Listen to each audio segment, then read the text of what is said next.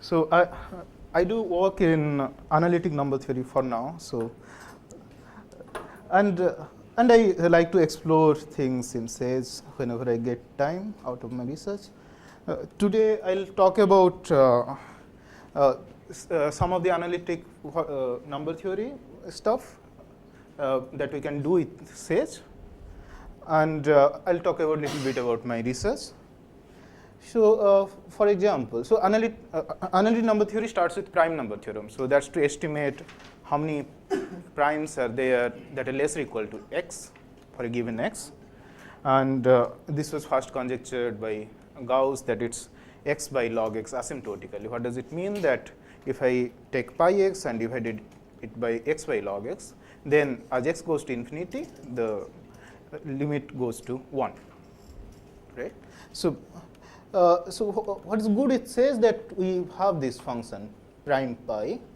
So you can search the function as you like typing tab and something and find what are the function starts with prime, and you can find out what's this documentation.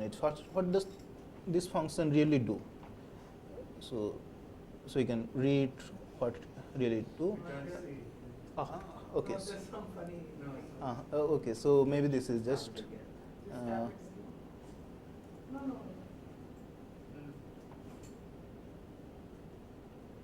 Yeah, so it happens.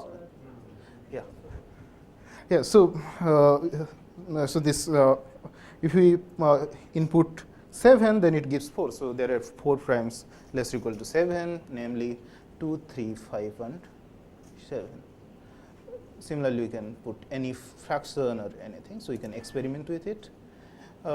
Here I wrote a program to plot this function. I can do it in an interactive window here, and this gives the graph of pi x that counts number of primes less or equal to x, right?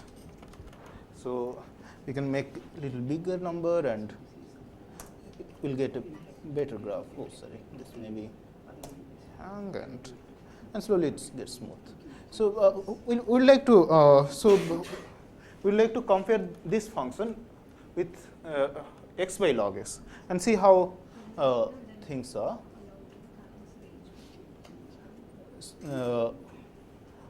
Okay, so let's compare it with x by log x.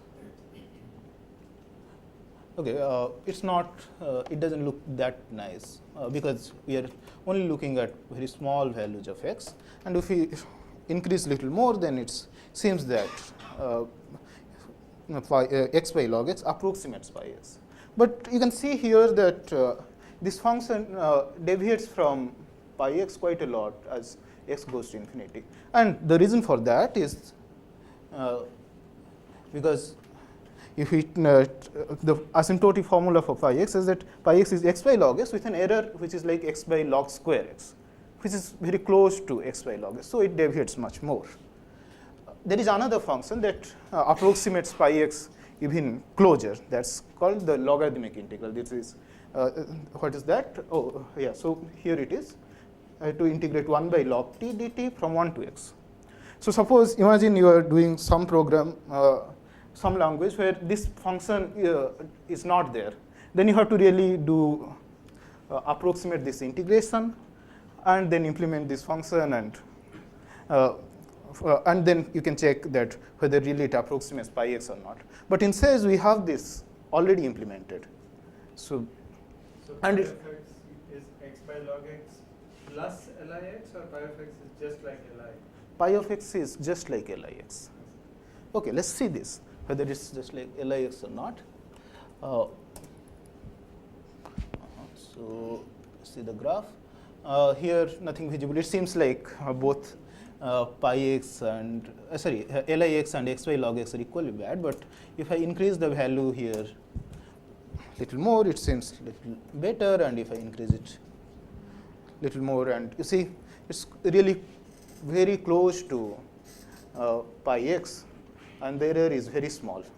And here you see one more thing. So this green line is the graph of Lix, and the red line is the graph of pi x.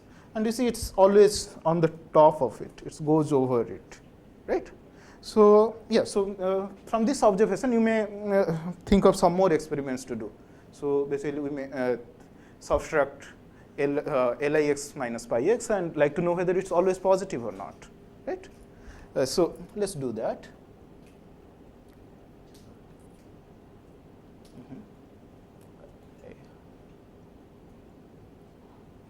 So here I plotted pi x minus Lix, x of from 2 to 100. I can increase this value to 1000, and we still see that it's away from 0. It's always positive. It doesn't come down, right? So, okay.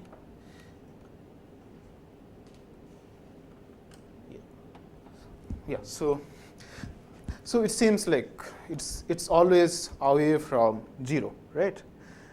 So we may conjecture that Lix is always greater than pi x. So what do you think, that it will be true? So maybe some more computation disprove it, right? One more. Well, I don't want to hang my laptop there. Well, if it doesn't work, I'll interrupt. So,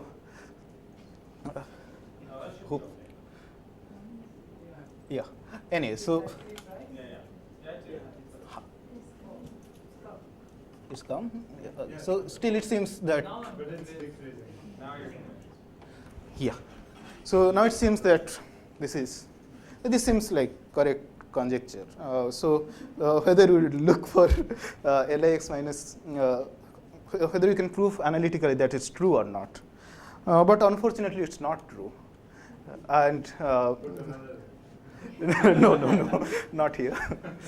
So it's not so small, the value of x, for which we can prove that Lix minus pi x is less than 0 is quite large.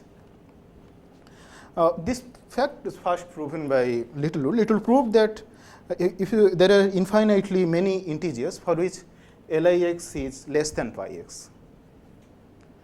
Later on, there is somebody called Skewes, and this number is called Skewes number. Suppose you prove something, okay, so this bound will be violated for x less or equal to 10 power 10 power 10 power thing, then you're like somebody like Skew. So he proved that, yeah, so if x is less than 10 power 10 power 10 power 34, then we can find some x that. It's reduced, right? It's like I was in like 10 to the 216th or something like that. There's results since then that have made it much smaller in the first place where it happens. Yeah. So it has been improved to a very small number. What's the smallest? 10 power 180 is something. 10 power 180. 10. Something like that. But there's So what's something written wrong. there is not quite correct. Which one? Your statement cannot be right because it says the You first. proved that the first such number is less than 10 Yes. power. Sorry, it's a typo. So Now you see how easy it is to fix typos. yeah. Oh, that's where is it? Yeah. That's okay. No. Not that. Okay. Further than Is less than. Skewes proved that. The first such number is just insert less than. Little proved that, and where is it? Pi x. Near your mouse. Near your cursor. The fastest Less number than that number. is yeah. Sorry. and Less. put that in dollar signs. Space. Yeah. So I just skipped, like, too lazy to put the dollar sign, and But you need the braces. okay. So there is some problem. Braces, it's still latte. I think yeah. So it's easy to again put some brackets and do it. Yeah. So, but what more we can do with Sage? Actually, we can work with complex numbers in Sage. we can define functions on complex numbers. We can do various operations with that. We can integrate it. We can do various estimations.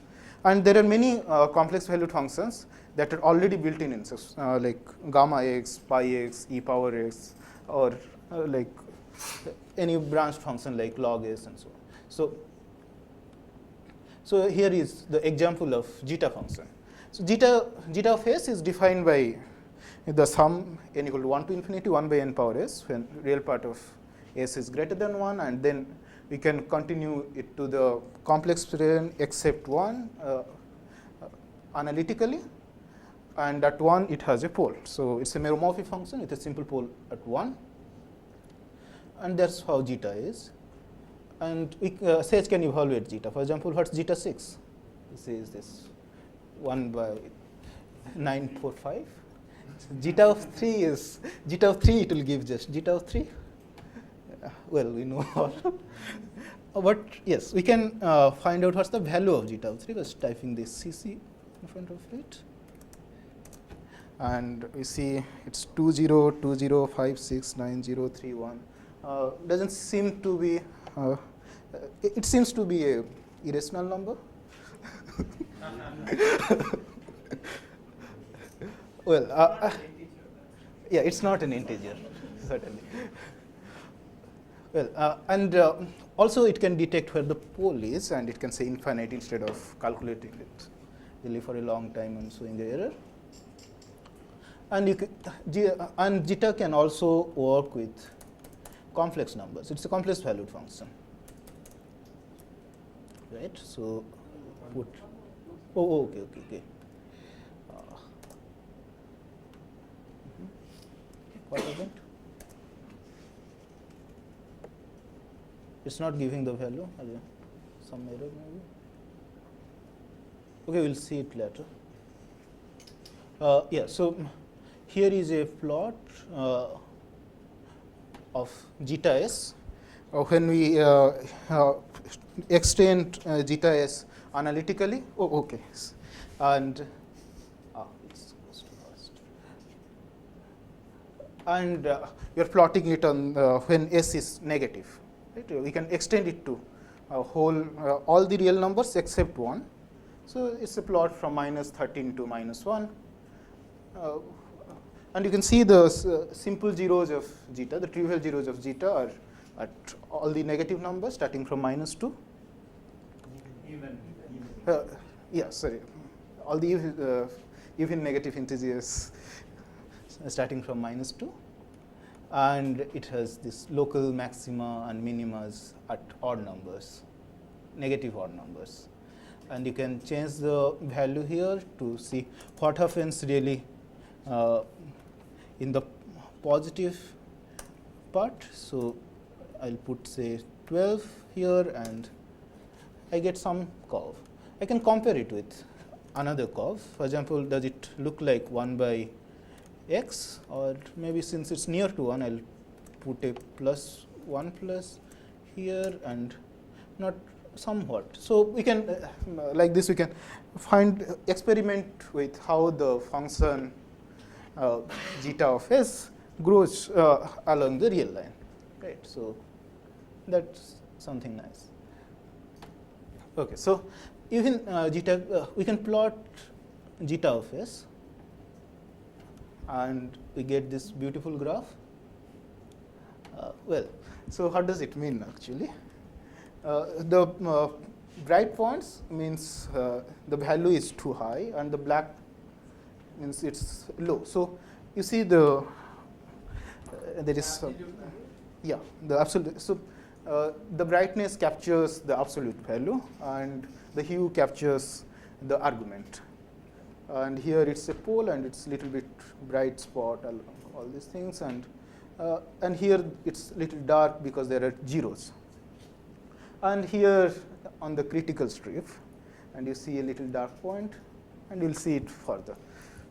If you extend your range from say -20 to -40, oh sorry.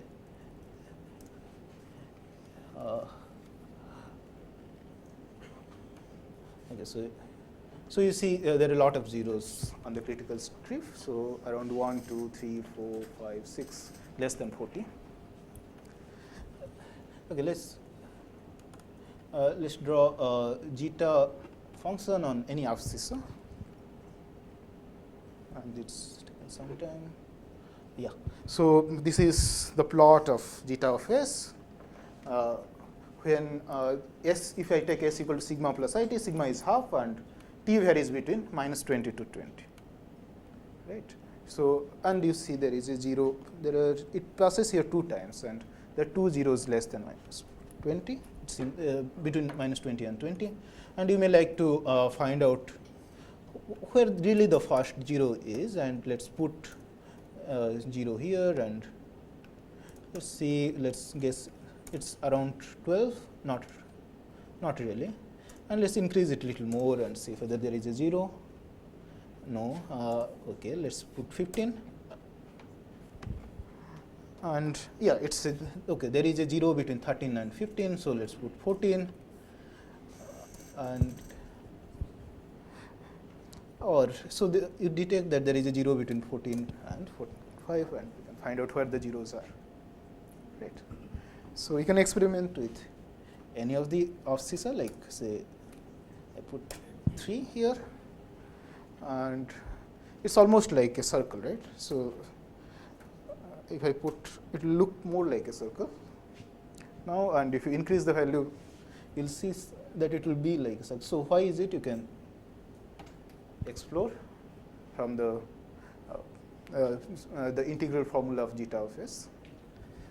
Okay, so here is the stuff I really work on it. So this is about the multiplication table. So what's the multiplication table? I take the integers 1 to n and multiply with themselves. So I get some numbers. For example, I take the multiplication table of 1 up to 2. So there are numbers 1, 2, and 4. 3 doesn't come, right? So there are 3 numbers in the multiplication table of 4. And similarly, how many numbers are there in the multiplication table of capital N? And so suddenly this is less than n square because the numbers are total less than 1. And so we may look at the magnitude of Sn with respect to n square and say what really it is. So is it little of 1 as n goes to infinity? This question was first asked by Erdős, and he proved it. He gave some answer to this question. So we'll see what really happens in this graph. So I try to, oh God, so what happened? Yeah, so it's doing the computation, and here I plotted mod of Sn by n square up to 400, and the graph seems that it goes to 0. And it is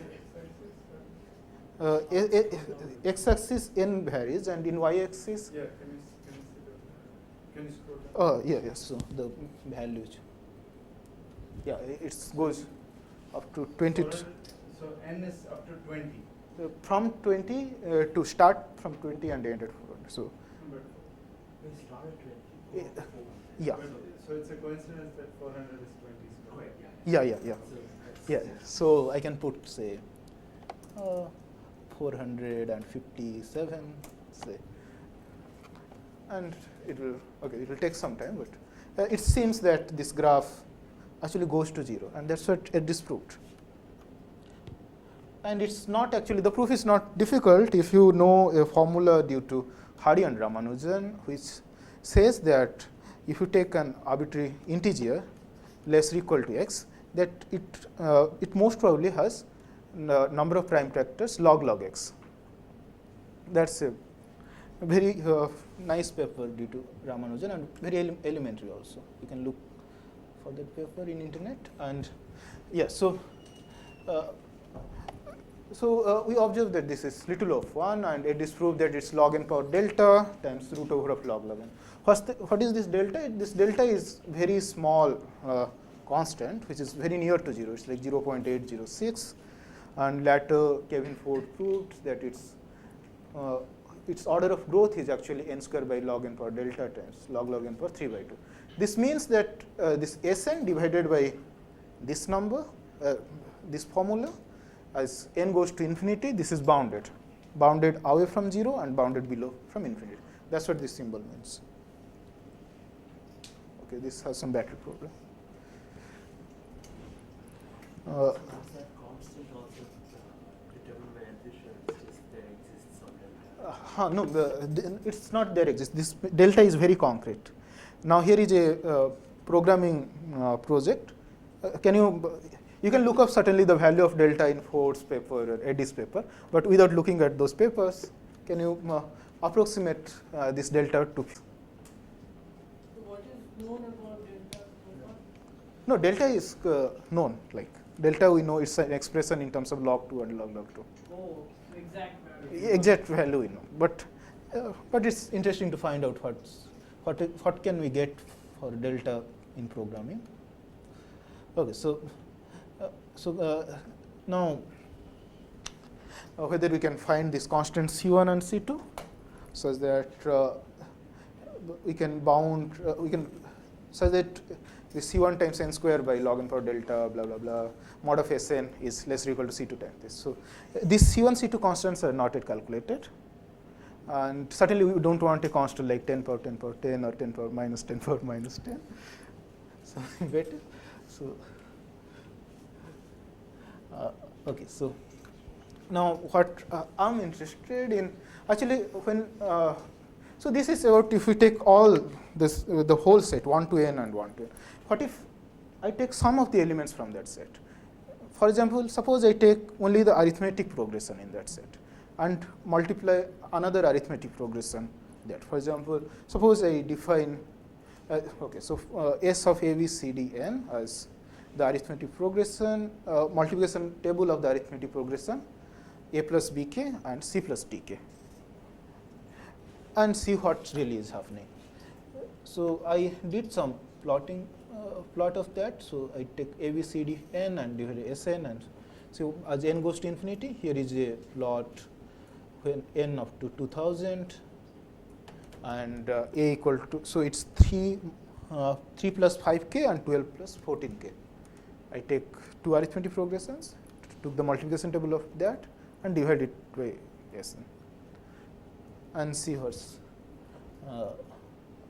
the graph, and it seems that it's bounded away from 0 because it doesn't come to 0, but yet you can't really trust on computer because what it does for very large values, it still remains unknown. But here we are somewhat okay. So here is a function I wrote for okay. So some bit of code to calculate this ratio. To calculate if I put any two arbitrary arithmetic progressions like A plus Bk, C plus Dk. So you take that multiplication table. How does n enter here? A plus b k c. So n is so I have Sn is a I'm looking at the set 1 to n and multiplying it. Such that a plus bk and c plus dk belong to that. Yeah, belongs to that set, and plot this. And it's in this is like you can just experiment by changing the values, and it seems that the conjecture is true. And in fact, we are lucky here, and we are able to prove by modifying the Ford's proof that it's actually true. So this is bounded by 1, and only this constant will depend on is the parameters b and d. Difference, common difference for this. Yeah, not the initial value, just only the common difference.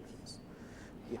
So, but now what happens if we take the arbitrary subsets of 1 to n? So let's an and bn are two arbitrary subsets, and just fix the density. Here in our previous case, the density is 1 by b and 1 by d, the delta, and suppose n and bn are greater or equal to delta n, any two arbitrary sets. And for each n, I'm not choosing what's, I'm not saying that this set grows with respect to n. Like, it's not that an is a subset of an plus m. It can be any arbitrary set. With only condition is that it's a subset of 1 to n with this density. Then what can you say about n times bn divided by Sn? Sorry, how are you choosing an? I'm confused. Where? So, So- what do you mean by arbitrary? It's Is n. it a probabilistic statement? Are you taking a random subset of length delta n Yeah, it's a random subset of length delta n. and uniformly random? Not necessarily. Any random subset, like a set theoretical. No, what is that? So you just look at all possible subsets Yes. and pick one at random. Yes, yes. So uniformly at random. Yeah. Okay. Yeah, and we can experiment this fact because Sage has this function that can choose a random subset actually uniformly, since after we choose a random subset, we can choose a random subset of any given size. Can you move it up so that you can? Yeah, yeah, yeah. Exactly. Yeah. And if we, Almost. Just one. oh, okay, sorry. So that's n. Yeah, so that's n, and if we plot this ratio, and it seems that even though it's very small, it's like 0.000008, right? So, so it's a very small number, but still it remains as n becomes bigger, then it remains bounded away from 0. And Does you it see have this, different limits? yeah. Does it have different subsequential limits? You think? Yes, Or yeah. does it converge to a single? No. It doesn't really converge to single thing because we see there is a small bit That's of, what I'm asking. Are there different subsequential limits? yes, possible. Is Like, that the conjecture? so the conjecture is all those limits are bounded away from 0. We don't have a limit that goes to 0. I understand. But are there several limits? Yeah. Non-zero. Yeah, there are several limits, and that we can get while working with arithmetic progressions itself. And you see from this graph that this conjecture possibly true, What even is though. the significance of the places where it jumps? Uh, Values of n where it jumps. Sorry. It's going down and then it's jumping, and then it's going down and it's jumping, right? Yeah, so that's also I don't know what's exactly is happening. That's another curious thing, but Wait, do you know the values where it's jumping? No, that's What are the n's where it's jumping? Are those some, there may be some numbers which have lots of factors. I don't know what. I didn't program it to find out those jumps though, but I think it varies with the choice of random set. It's near to that, and only see that the gap between any two those stripes we get here is actually 70. So The jumps every 7. Oh yeah, the jumps are Yeah, uniform. They're not yeah. equal. It's not exactly uniform. It's like sometimes it's little vary But from it's each not, other. distance is the same. Yeah. And yeah, so these are the stuffs I wanted to share with you. And okay, so let's keep it like this, and we are done. So the subsets were chosen independently, right? Or were they chosen? independent. A and T, right? Yeah, For they- each n they are chosen independently. Yeah, they are chosen independently. So it's not some coincidence that it's, there has to be some strange, there's really some non-trivial phenomenon that's happening with the jump. Yes. What happens if you increment the subset each time by a random number, which is not in the set already? You see what I mean? Say. Suppose you take an, Huh. and for n plus 1, you take a number that's already not in Okay. an, and just take uniformly random and add it. Do you get the same kind of pattern, or do you get? It should come the same way, but I didn't do that experiment though. I It think may it not won't come be. because now independence Independence is done. So I think it won't be the same pattern. Actually. Okay. But it would be interesting to see. What Yeah, surely. Certainly, I'll try. And okay, so that's all I wanted to share with you. And here is some nice graph of some function. You can do within says. Yeah. So thank you for it.